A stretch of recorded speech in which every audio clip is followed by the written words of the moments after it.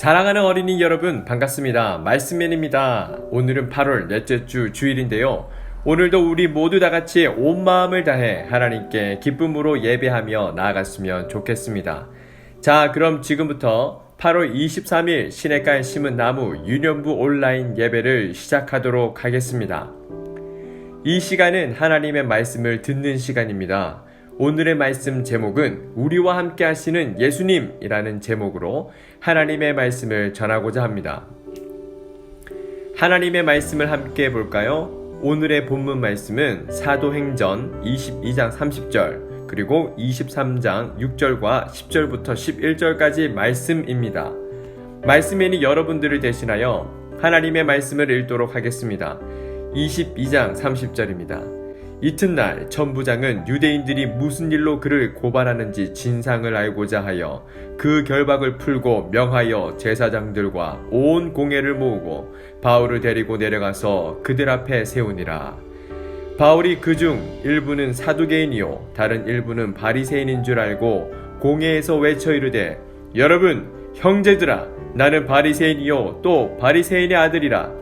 죽은 자의 소망 곧 부활로 말미암아 내가 신문을 받노라. 큰 분쟁이 생기니 천부장은 바울이 그들에게 찢겨질까 하여 군인을 명하여 내려가 무리 가운데서 빼앗아 가지고 영내로 들어가라 하니라. 그날 밤에 주께서 바울 곁에 서서 이르시되 담대하라. 내가 예루살렘에서 나의 일을 증언한 것 같이 로마에서도 증언하여야 하리라 하시니라. 아멘. 샬롬, 여러분 잘 지내셨나요? 코로나로 인해 다시 온라인으로 예배를 드리게 되었는데요. 오늘도 말씀과 함께 기쁨으로 예배 드리길 소망합니다. 오늘은 우리와 함께 하시는 예수님이라는 제목으로 말씀을 전하고자 합니다. 예수님을 믿는 어떤 사람이 꿈속에서 자신의 인생길을 되돌아보았어요.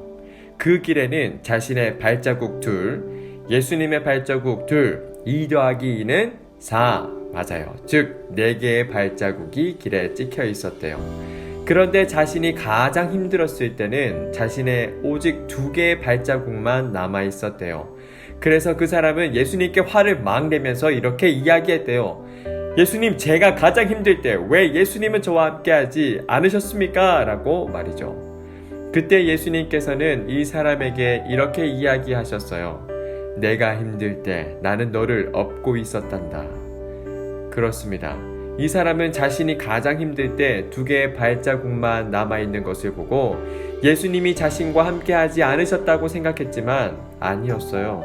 예수님이 이 사람을 등에 업고 함께 하고 계셨기 때문에 예수님의 발자국만 길에 찍혀 있었던 거예요.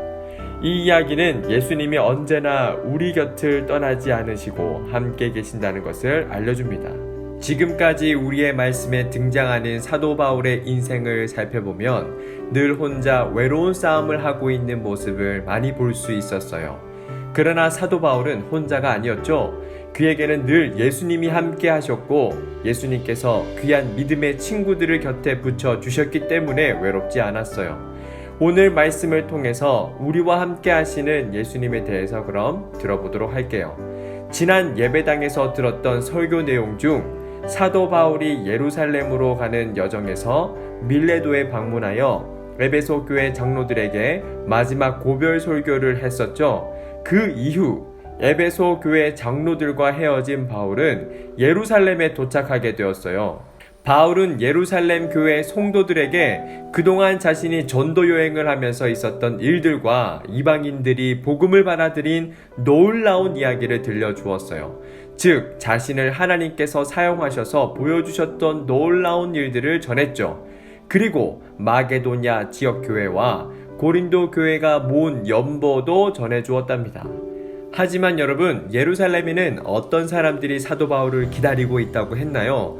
맞아요. 예수님을 전하는 사도 바울을 너무나도 싫어하는 사람들이 있었다고 했지요. 그들은 사도 바울이 예루살렘에 들어왔다는 소식을 접한 후 갑자기 사도 바울에게 달려들어 바울을 끌어내려 죽이려고 했어요. 바울로 인해서 예루살렘 온 성이 소란스러워지자 소문을 들은 천부장은 바울이 군중들에게 더 큰 해를 당하기 전에 그를 안전한 곳으로 데려가게 되었어요. 그리고 바울을 조사하려고 했지만 할 수 없었어요. 왜냐하면 바울이 로마 시민권을 가진 사람이었기 때문이었어요. 당시 로마 시민권을 가진 사람들은 죄가 밝혀지기 전까지 함부로 벌을 줄 수 없었거든요. 그래서 천부장은 바울에게 어떤 죄가 있는지 알아보기 위해서 사내들인 공회를 열게 되었어요. 여러분, 사내들인 공회는 모세의 율법을 해석하고 종교 재판을 주관하는 유대인들에게 있어서 최고 결정권을 가지고 있는 기관이었어요. 이곳에는 바리새인과 사두개인들 그리고 대제사장이 모여 있었는데요. 이들은 모두 예수님을 전했다는 이유로 사도 바울을 죽이기로 같은 뜻을 가지고 마음을 모았습니다. 그때 바울에게 주신 하나님의 지혜가 있었어요. 바울은 그들 앞에서 이렇게 이야기합니다. 형제 여러분, 나는 바리새파 사람이요 바리새파 사람의 아들입니다. 저는 지금 죽은 사람들이 부활할 것이라는 소망 때문에 재판을 받고 있습니다. 즉 저는 예수님의 부활을 전하다가 이곳에 잡혀왔습니다 라고 이야기했어요. 이 이야기를 들었던 사람들 사이에서 다툼이 일어났어요.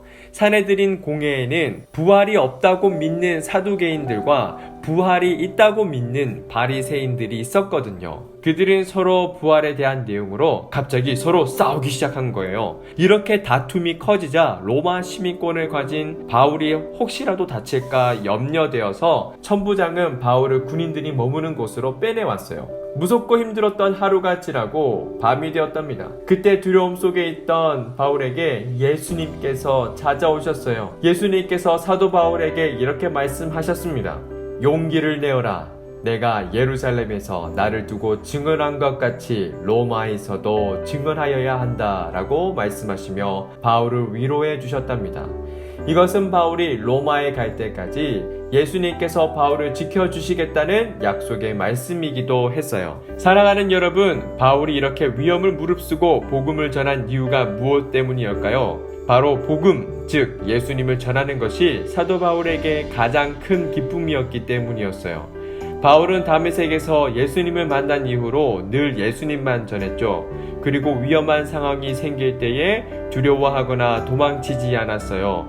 오히려 예수님이 늘 자신과 함께 하심을 믿고 있었기 때문에 목숨까지도 아끼지 않고 복음을 전할 수 있었답니다. 사랑하는 여러분, 누구나 살아가다 보면 어려움을 겪고 두려워할 수 있지만 예수님을 믿는 사람들은 그럴 필요가 없어요. 예수님이 함께 하시기 때문이랍니다. 언제나 우리와 함께 하시는 예수님을 날마다 기억하며 어려움을 이겨낼 수 있답니다. 여러분들도 바울처럼 어떤 상황에서도 용기 있게 예수님을 전하는 여러분들이 되시기를 바랍니다. 기도하겠습니다. 참 좋으신 하나님 아버지 감사합니다. 오늘도 저희에게 허락하신 하나님의 말씀 마음에 깊이 새겨 늘 예수님에 대한 지식과 사랑으로 가득 채워지게 해주세요. 오늘도 저희들을 사랑하여 주시고 저희들에게 예수님을 믿을 수 있는 믿음을 허락해 주심에 너무 감사드립니다. 이 사랑 잊지 않고 날마다 주님을 따르며 살아갈 수 있도록 해주세요. 예수님의 이름으로 기도드립니다. 아멘. 주기도문 하시겠습니다. 하늘에 계신 우리 아버지, 아버지의 이름을 거룩하게 하시며 아버지의 나라가 오게 하시며 아버지의 뜻이 하늘에서와 같이 땅에서도 이루어지게 하소서.